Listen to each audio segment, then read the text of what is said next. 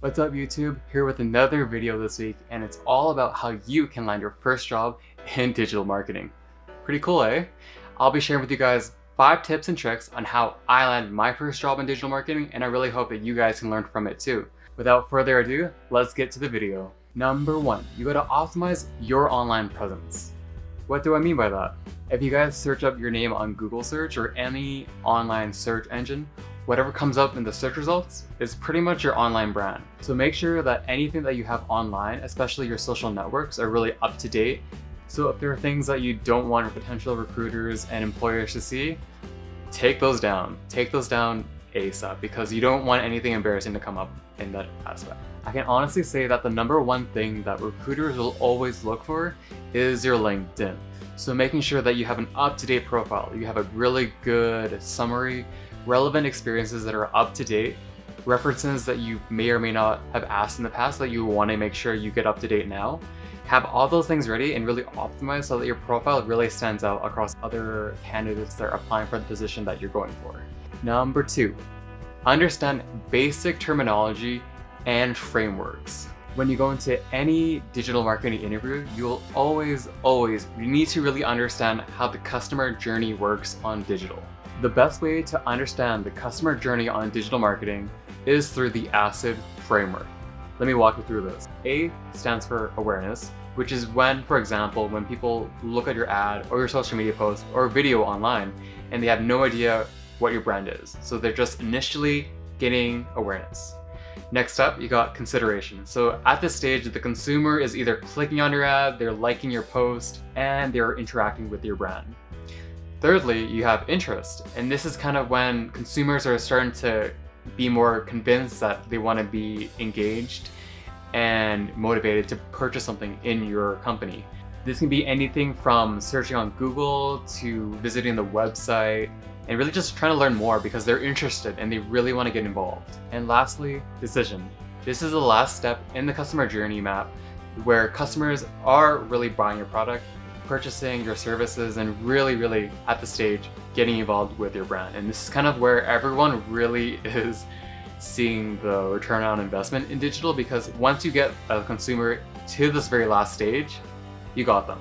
This framework has actually really helped me in the sense that when people ask me, how do I measure my success in a lot of my jobs?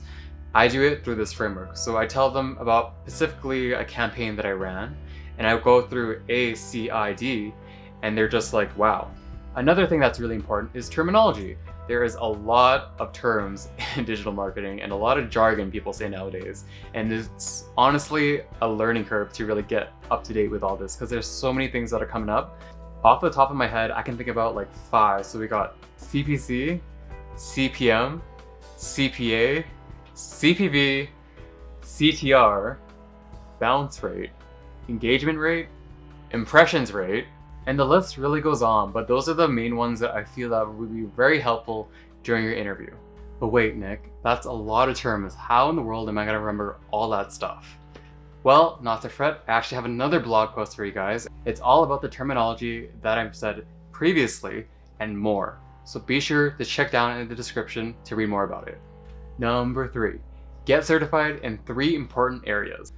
The biggest thing in landing your first job in digital marketing is being able to show how you went above and beyond in any kind of capacity. And the best way to really show this is by getting certified. These certifications are not offered in class and they're all online. So you can learn on your own pace, you can do them whenever you want. And really, we have a lot of forums online nowadays, so you can pretty much like ask anybody for help if you need it. The first certification that I want to recommend to you guys is being able to do the Google Analytics individual qualification. This qualification and certificate will provide you the basis of pretty much understanding analytics on any platform. So it can be on a mobile, desktop, or a tablet. The second certificate that I would recommend to you guys is doing Google Ads. This one will pretty much give you a broad range of experiences and understanding of how to create Google Ads across search and display networks. So any ad that you see on a website per se or on Google, those come from Google Ads. The last certificate that you really want to get your hands into is some kind of social media management tool platform. For me, I currently use Hootsuite and I've been certified for a few years now.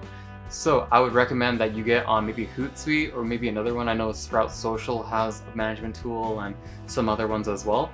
So being able to manage and say that you can manage platforms on social very professionally is a big plus. Number 4, have small projects or experiences that you can speak about.